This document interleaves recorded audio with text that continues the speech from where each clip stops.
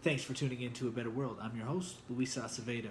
And today in the news, there's a lot going on. A lot about China, a lot about Google censoring people. And then, lastly, we got a little fight in action going on, or at least a little smack talk. This is where our politics are today, folks. We have Michael Avenatti and Donald Trump Jr. talking about fighting MMA style. This is not a game. I'm being serious. So, there's a lot to go over today. All right. So, to start things off, I wanted to touch base with what's going on with China right now. So, I'm sure all of you know about the chip that was found through Supermicro's server, which they produce and manufacture, and they work with China. And Apple, Amazon, and Supermicro, they were reported to have had these Chinese chips installed into their servers, which would then eventually hack their systems. And Apple, Amazon, and Supermicro all deny this to be happening and even told Congress this. But there's a senator on the Senate Commerce Committee. His name is Senator John Thone, and he is from South Dakota. And actually, today, the 10th, he called to have them, all their executives, at least make a statement to their committee to see exactly what happened, to get a full report of exactly what's going on. So they want to report by Friday, and right now we're just waiting to see where that goes. Right now, it's just really a he say, she say type deal, but we do know that this has happened before in the past. In 2015, I believe, Supermicro also found, or it was discovered that they were carrying a little chip for the Chinese to steal and hack information back in 2015. So this isn't out of the realm of possibilities for China to do something like that. So also with this case, we have Senator Marco Rubio, and we have a Democrat senator as well, Richard Blumenthal. Also wrote to the chief executive from Supermicro, asked them to provide information by October 17th. So we'll see how that goes, and that's where we're waiting right now as far as the hacking situation for Apple, Amazon, and Supermicro. But also with that, they found in Cincinnati, Ohio, in a Ohio aviation company that has not been named yet, but in Cincinnati, Ohio, they just indicted a spy from China on charges of espionage, economic espionage, on their company and other companies as well. So for the aviation company, we're not too sure exactly who they were targeting, but we do know that there was a employer there, I believe an engineer, who was working with this spy. Know whether he knew or not that who he was working with was a spy. I don't know. It doesn't say that, but it does say that there are some conspirators as well. Now, this engineer would go over to China and give them all the details on what was going on with their latest model or things of that nature pertaining to the company in Ohio. And also, he was paid $3,500 to do these speeches, to do this at least one speech that we know of. And even for a while there, he was still communicating with the spy and even going to Beijing to give data to him. And now it is important to note that this spy isn't just a conspiracy theory we're coming up with here. This is reported by Times. And they found that this person works for the Chinese Ministry of Security, Safe Security, and it's China's Ministry of State Security. So he works for them, and that's how they know that this had to be some kind of espionage scheme going on. So he's been prosecuted. Well, he's been indicted. So we'll see exactly where that goes.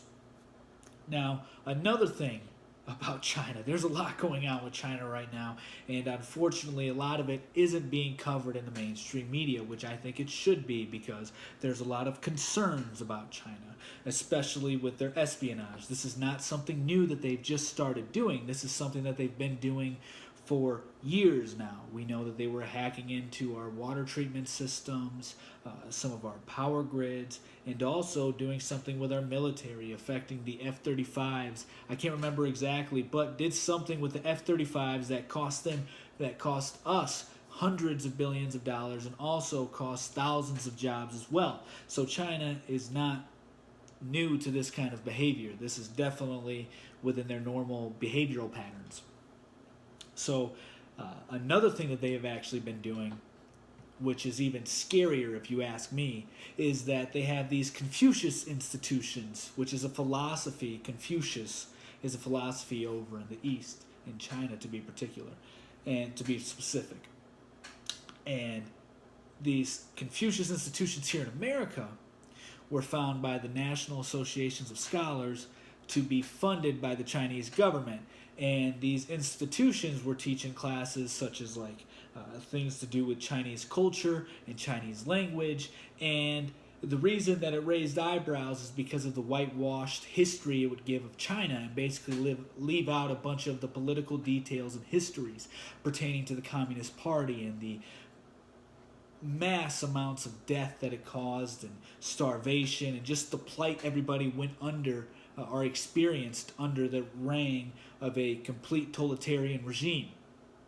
So they left a lot of that out, and basically everybody that was in the Confucius Institutions were not only funded by the Chinese government, but they were hired and basically vetted as well. So these were hand-picked people by the Chinese government to put into American colleges. Now, it wasn't just one college or two colleges. We're talking about hundreds of colleges and universities across America. But to counter this, there was actually a bill that just passed not too long ago. It was John McCain's 2019 Defense Authorization Act. And basically what that's doing is a couple things. One of the first things that it's doing is barring universities from collecting Pentagon money, taxpayer dollars, as well as receiving funds from the Confucius Institution, or what we now know, the Chinese government, funded for the languages and things like that. So before, colleges were allowed to receive both taxpayer dollars and the Chinese government's money as well. And that's basically what this is stopping here. Now, Ted Cruz was the one who actually who sponsored the bill, and he was a predominant voice when it came to this. Now, he has stated the following. This is a quote from him. Confucius institutions are a way the regime infiltrates American higher education to silence criticism and sanitize education about China, Cruz said. American taxpayer dollars should not be subsidizing their propaganda. I completely agree with him. I think he's 100% right on that. So this is something that he's worked on, and it's just passed. So not only is China trying to hack into our economic side of things, but they're also trying to hack into our educational system and basically brainwash our children and us as adult students in universities and colleges about the past and about what they're doing, and basically just filling everybody up with propaganda regarding the Chinese regime as a whole. So this right here is extremely suspicious to me. And the reason I say it's suspicious is because nobody's talking about this. This has all been under wraps. You have to really keep up with current events in the news cycle and dig deep, and not just the first things that's popping up on your screen as you go into your Apple News or Twitter or things, whatever you use to keep up to date with what's going on in the world. It doesn't matter. You have to actually, I had to dig through a few articles after getting through like the meat of what was on the first page to actually find this. So, and all the other things I've also illustrated were kind of difficult to find as well. Now, that's not too good. And there's also another thing that goes along with China, that today the FBI director, Christopher Wray, and the Homeland Security Secretary, I believe her name's Kristen Nielsen, and they were at the Senate Homeland Committee, I believe is the title of it. Let's see, Homeland Security Committee. And they met with him today regarding President Trump's and Vice President Mike Pence's claim that the Chinese government is trying to influence our midterm elections. Now, this is a direct quote coming from the FBI director.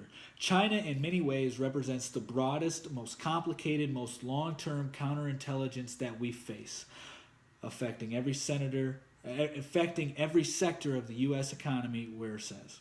Russia is in many ways fighting to stay relevant after the fall of the Soviet Union. They're fighting today's fight. China is fighting tomorrow's fight. So, all the news about Russia seems that it has nothing on what's going on with China, but yet we're not covering it at all. And we're not covering it at all, in my opinion, this is my theory, we're not covering it at all because it's leaning to the left. It is the extreme left.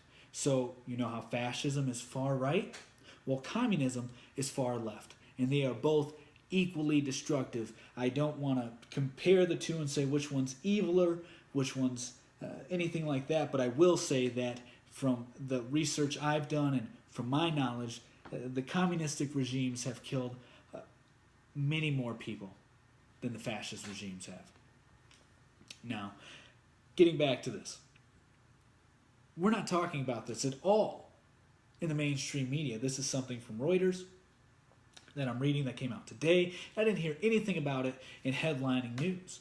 And the reason I believe it is, once again, because communism is behind this, and it isn't Russia who they paint a picture of fascist country. It's a fascist country and working with Donald Trump, when there's actually more evidence to suggest that Hillary Clinton was working with Russia to collude to bring down Trump. It's crazy the way they're doing this. So it's very suspicious, and it also adds to my theory that this is something that has been almost conspired against the American people, basically trying to create a communistic regime in America. And that way, if they do that, they're eliminating a lot of things like free speech, and the government runs everything, so people in office have ultimate power and people cannot check them anymore, and you can basically brainwash people into a mob mentality and have them do things you want them to do without them thinking. It's completely sick. And if you are unaware or can't really picture what I'm talking about, I definitely recommend reading 1984 by George Orwell, or even Animal Farm by George Orwell is another good book that definitely illustrates the effects of a totalitarian country in which places like China, this exists for real. And China is infiltrating into our system and we're doing nothing about it. Well, we are, but it's under wraps and nobody really knows what's going on. But we talk about Russia interfering in our election when the FBI director has even stated that China is definitely more of a threat. Definitely. And they're infecting our colleges, and now we see a lot of social justice warriors. We're seeing a peak in socialism. It's extremely popular within the millennials, my generation. I believe like anywhere from 30 to 40% have claimed that they're socialists, which socialism is just a segue to get from communism or to fascism, and it doesn't work whatsoever, but people still spew it out because it tends to be left-wing propaganda. Now, with, circling this back around, we have this going on in our colleges. So who's not to say that maybe these Confucius Institutions or things like that, or maybe working to help develop some of the social justice warriors we have today? I don't know. That's a far-fetched inference. I realize that. But this is where my minds are drawing the lines, and I could be completely wrong. But they're also hacking into our systems, and we're not talking about that, but we were quick to talk about Russia. So it just leads me to believe, since the media is typically left-wing, not saying all of it, but it definitely does have a left tilt towards it. And definitely amongst pop culture, the Democrats and the left is far more popular than the right. And So it just leads me to believe that there's some darker things going on behind this. And to further illustrate my opinions and my gut feeling on this, there was an article released today by Breitbart. Now, I know what you all are probably saying right now. Okay, you're reading an alt-right site. How are we going to believe anything you say? This is Breitbart News. Nobody cares about them. They're not reliable. They just like to own the libs and come up with conspiracy theories. I get it. I get it. I get it. I did the same thing when I first saw the article that they were writing here. And it wasn't until I read it myself, and then I also saw another reputable source retweet this, who is not on the right at all. They're actually a progressive, and his name is Brent Weinstein. He came out in support of this and basically saying, he came up with the idea that, well, the reason they gave it to Breitbart is because of everything I told you in the beginning. People aren't going to really listen to it, especially people of the left's persuasion. They're not going to do it. They're not going to trust it simply because of where it comes from. So this ties into everything I was just talking about with China, because Google has just come out with an 85-page little memo thing basically saying that they are working on a good censorship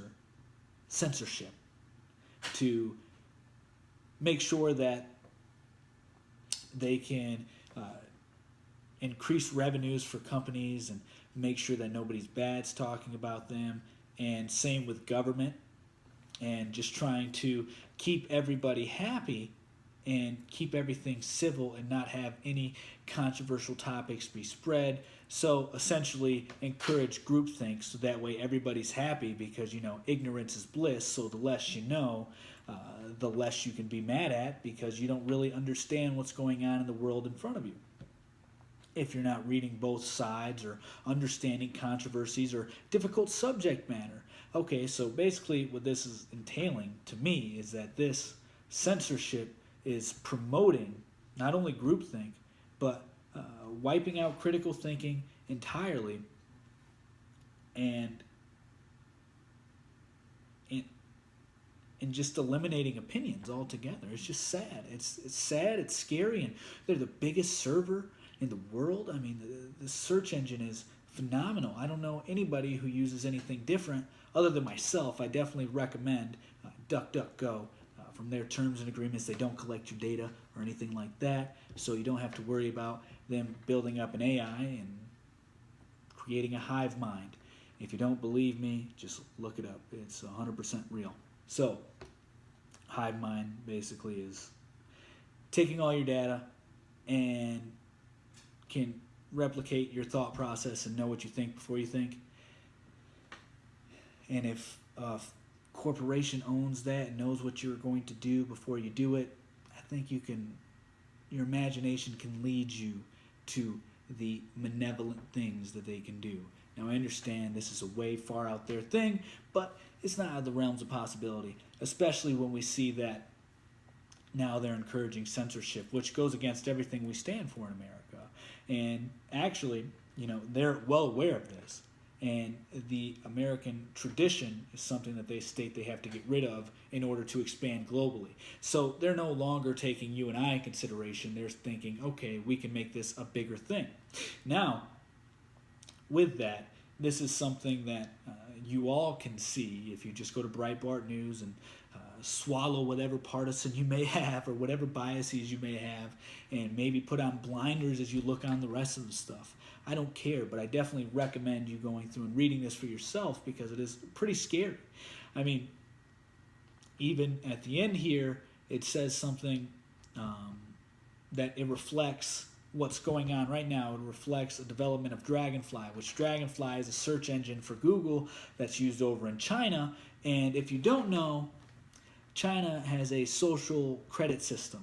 So basically, everything you do, everything you say, everything you search, everything you buy is all tallied up to weigh what your social credit score is going to be.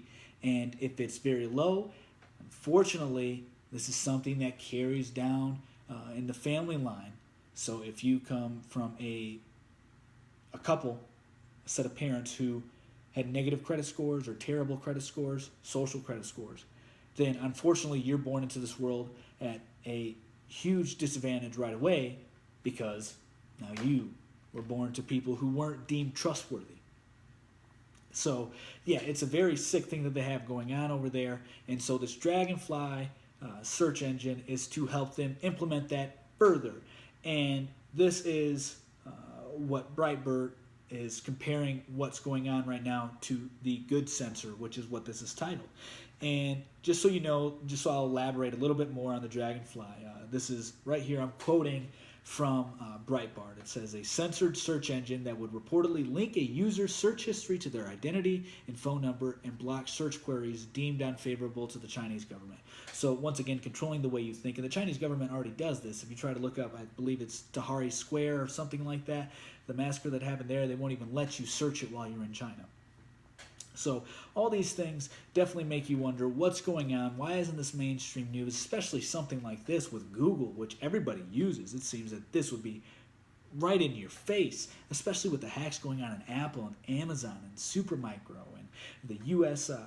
Telecom companies that also just been reported to maybe have some of those Supermicro hacked Chinese microchips in there or whatever. So yeah, that's kind of really crazy, really scary, and hopefully we can make sure we eliminate these problems from worsening as time goes on. Now, for something a little more lighthearted, actually a lot. Now, this is a very, very strange transition, but so to lighten up the mood, Michael Avenatti and Donald Trump Jr. are really talking about having an MMA fight. First, it was President Trump and Joe Biden. I'm sure everybody remembers that, where they were both talking smack to each other. Joe Biden said that he would have beat him up, and then Trump basically, he said that, he'd be down too quick. It was really funny, and that's where we are right now in today's political world. So I'm going to read you a couple tweets that they were sending out. This was the first one that initiated everything, it looks like. It was sent out at 5:58 p.m., October 8th, 2018, obviously, by Donald Trump Jr., and it says, who else is excited about Avenatti versus our Wiener 2020? It's going to be a Carlos Dangerous. Now, what he's referring to is people speculate that Michael Avenatti is going to run in 2020, and now Anthony Weiner, who was a congressman, just was released from prison for, I believe, sexting an underage girl. He served 21 months, and so basically he was making a joke saying, "Ooh, you two going to team up?" Because, he's a porn lawyer, so obviously he would handle something like this, Michael Avenatti. So that's kind of funny. And then, the picture that he retweeted was of Anthony Weiner posing in front of the cameras. The pictures that we found when they, charged him with sexting an underage girl, of him with no shirt on. And then after that, we have a response from Michael Avenatti at 6:01 the next day, a.m. And it says, if I were you, the last thing I would be doing is referencing other people getting out of federal prison, because after you are indicted, you will likely be passing them on your way in. By the way, they don't have silver spoons or golden toilets in the joint. Buckle up, Buttercup. Okay, I don't really care for Michael Avenatti, but that was pretty good. I mean, he does have a point with the silver spoons and golden toilet, because we all know that Donald Trump Jr. obviously grew up very well. I mean, his dad's a billionaire. So, yeah, it's not far-fetched to think that, he would be way out of his place in prison because he grew up more than likely a spoiled brat. I don't know. I don't know his background. I'm just assuming. So that was a pretty decent comeback, I think. And then we have somebody, I'm not sure who he writes for, but Daniel Byers, he tweeted out, "I'm having lunch with Michael Avenatti at the Vanity Fair Summit. He's proposing a 3-round mixed martial arts fight with Donald Trump Jr. for charity, no joke." Michael Avenatti retweeted it at 3:33 p.m. Said, "This would be for 2 great causes. I'm in." And then he lists off what he would do with the charity. And he states, "My portion of the proceeds from the fight will be split 50% to rebuilding Puerto Rico and 50% to rain. Just waiting on Biff," that's who he referred Donald Trump Jr. To confirm. Hashtag Batista. What the hell? Hashtag Batista? This dude looks like a toothpick and he's saying hashtag Batista. Batista's like freaking 300 pounds, dude. Nothing but muscle. You can't be comparing yourself to that. Then he ends it off with, "You're kidding, right? Question mark. Answer, no." And he was replying to a couple people that he tagged in prior tweets. Now, that's where we're at today.